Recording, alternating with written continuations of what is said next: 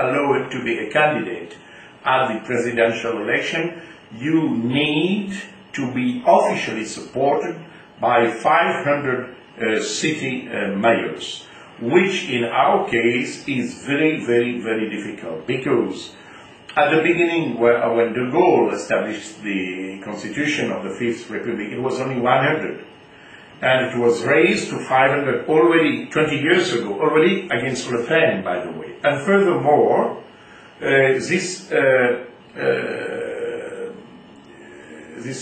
support was a mere administrative statement, just the mayor has to sign, but it was not made public. So to summarize this, the 500 signatures, which used to be 100 signatures, the mere purpose of these signatures was to prevent lunatics from becoming candidates, exactly, while keeping the election free. And at this time, mayors are being blackmailed, threatened not to sign for Le Pen. Exactly. And so the whole their signature is made public, which was a new change. Obviously, it's open for any kind of blackmail, any kind of pressure. There are mayors who have been put under very heavy pressure, either by people coming from the extreme left, who even,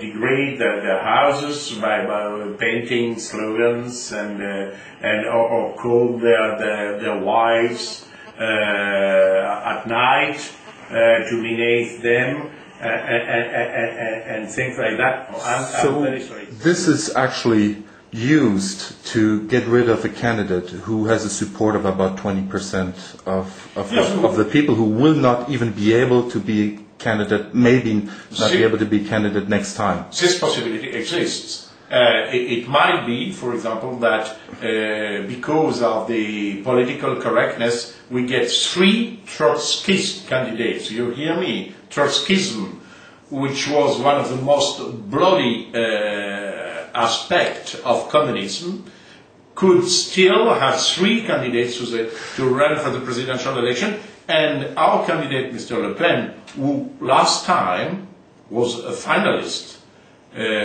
could not be allowed to run, which is absolutely unbelievable. Mr. Gollnisch, you mentioned that when this happens in a faraway country, the EU Parliament usually raises the question of democracy and lectures that country.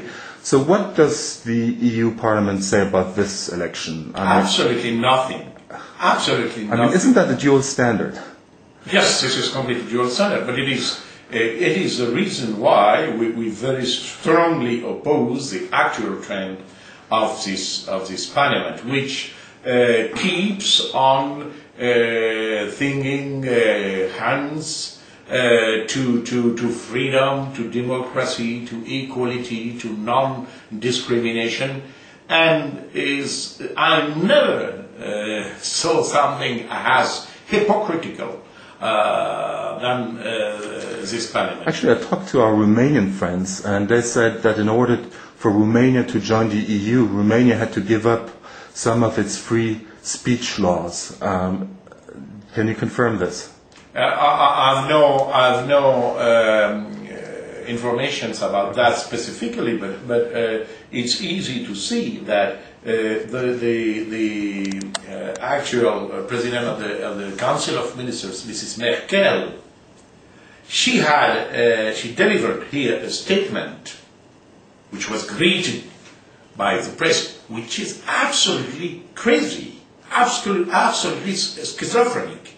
Half of the statement was about tolerance, tolerance, tolerance, tolerance. Even quoting Voltaire and the famous sentence, "I disagree with what you say, but I would rather be killed in order that you be allowed to say it."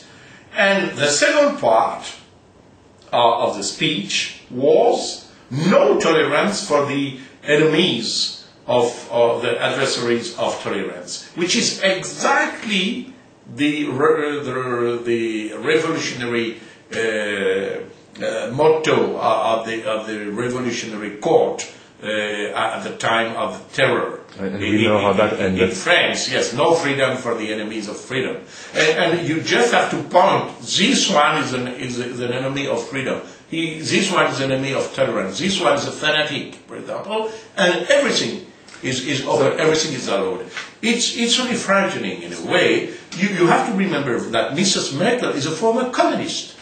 She was a member of the Communist Party in East Germany. I say of the Communist Party, not of this. There was a puppet Christian Democratic Party even in East Germany, which was obviously completely submitted to the communist leadership.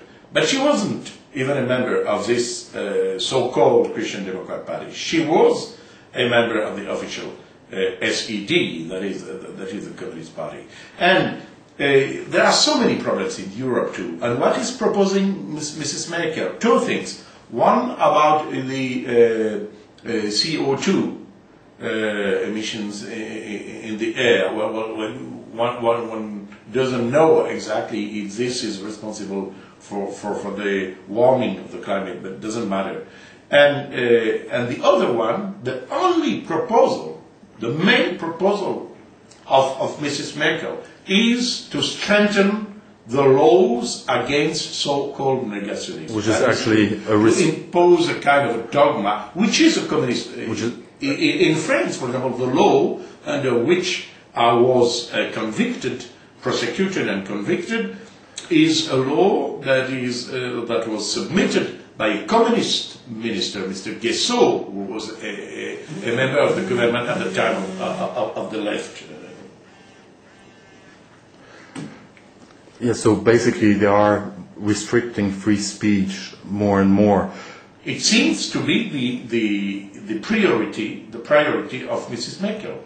Now, should Mr. Le Pen not be able to be a candidate at the EU election, are you planning to call the United Nations or some other organization to watch the French election? We will do whatever we can, obviously. We won't remain silent, believe me. Okay, Mr. Gollnisch, I thank you very much. I think it's important that people internationally know what is going on in Europe and in the EU Parliament, because we all think it's a democracy, while it has been. You are the living proof that it is more and more tyrannic state. You're most welcome. May I add, by the way, that when I first ran for elections, I was elected a member of the domestic parliament in France, of the Chambre des Députés, National Assembly, okay? And we had a group of 33 members. If the system would have remained equal, today we would be more than 100 members of parliament in this lower chamber. We have not a single member, nor at the Chambre des Députés, nor at the Senate.